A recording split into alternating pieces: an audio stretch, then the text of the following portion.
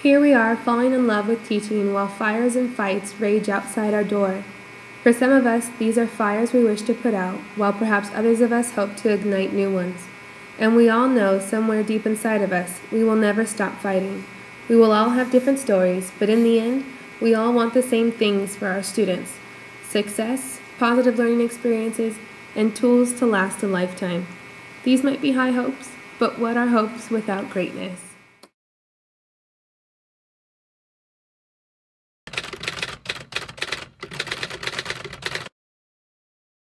My favorite teacher in high school was my sophomore biology teacher. It's because he taught us more about life than about any particular subject. Some days he would come in and just not teach anything about biology and teach about life. I remember one project he did, he had us write different things down on little pieces of paper, and certain people or places or material objects that were important to us. He had them, maybe got 30 of them, and he had us write them all down and turn them upside down and put them on the piece of paper. And then he'd come by and take different ones randomly from us, and he kept doing it probably about 5 times, and so we ended up with a lot less than what we started with, and he had us turn them over. And it taught us that nothing, is for granted in life, and that at any point in time someone can take something out of your life. And it just taught us to appreciate, every day and every moment and everything that our life that was important to us.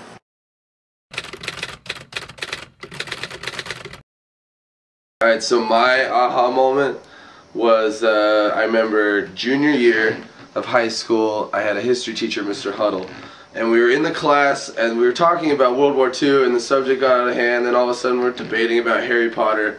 And I was just like, can we just get back to the history? And one of the girls was like, oh, you don't like Harry Potter? And I'll never forget Mr. Huddle. He looked at me and was like, Brian, you would be a good teacher. And I said that just because, like, the way that I controlled the class for, like, the 30 seconds, I guess.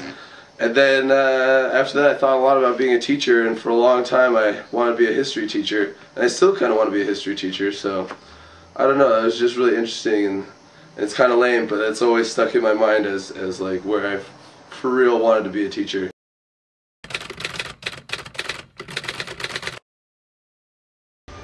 My worst teacher was Mr. Pash my freshman year in high school.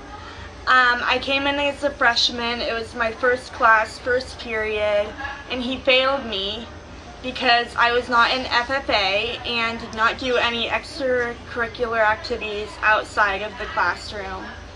He was very big into FFA. He was all the president and all. So I got a D, ended up with a D in the class. I was doing well with all the tests and homework, but he placed a standard on me because I was not in FFA, and he failed about half the class.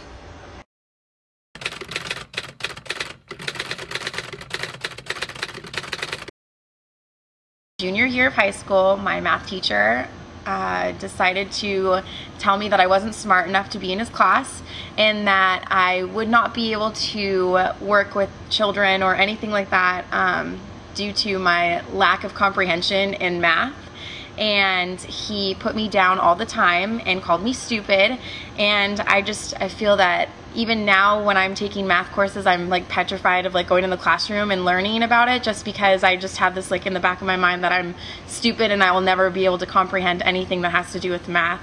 I think to improve the way that he was teaching would probably be some more positive reinforcement, more working one-on-one with a child, and sympathizing with the kid. Just because he understands it doesn't mean that everyone in the class is going to understand it. So I definitely think that he should get some lessons and learning how to handle his students with a little more sympathy.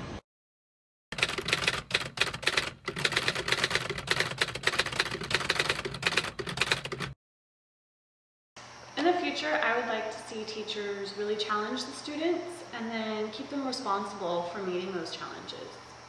By this, I mean that teachers do need to understand the individual needs for each student and challenge them accordingly, but also really put in the time and effort and energy that it takes to figure out what the students need as a whole and then individually challenge them in a certain way, and then hold them responsible, not just shrug it off and say that the standardized testing and all those types of things will take care of it. I probably would have been better prepared if my teachers pushed me to take harder classes in high school and to, get AP classes into my schedules, because a lot of my fellow students in the same major as me are way ahead of me because they were pushed to take harder classes, and I'm a little bit behind. But.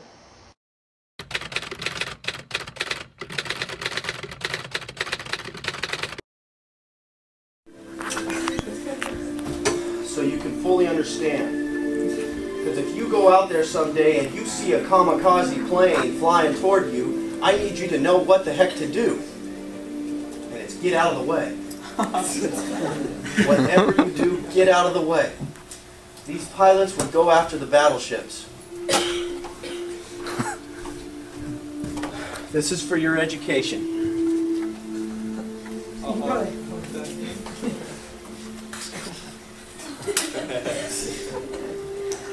I will now simulate a kamikaze plane. The U.S. battleship is there.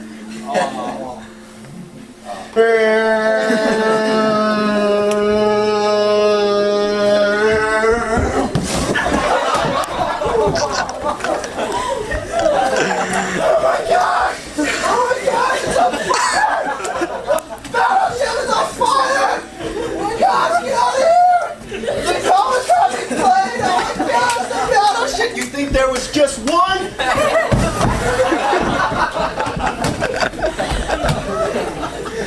They just kept coming.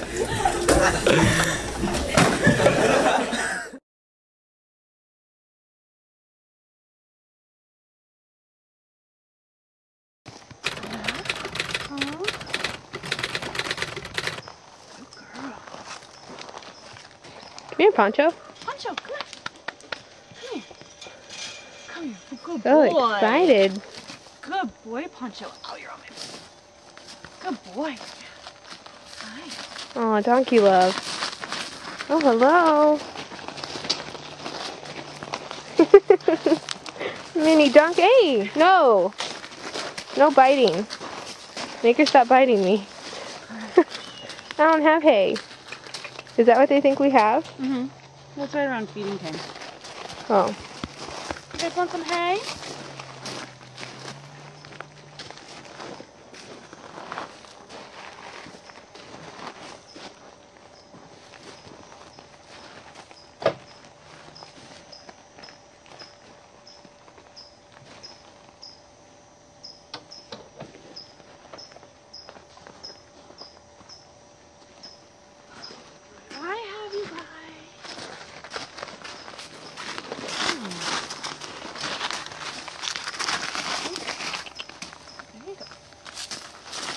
That's all they get?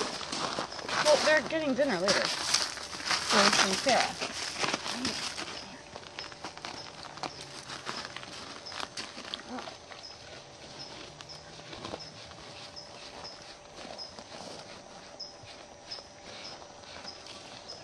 Oh, mini donkey. Brushing a donkey. You're brushing a mini donkey. Helping her shed her winter coat. And there's Poncho. Very and fat. Why does it crunch? There's nothing to crunch. I'm not down for meanness. Lola, be a good girl. You too, Poncho. I don't have anything on me.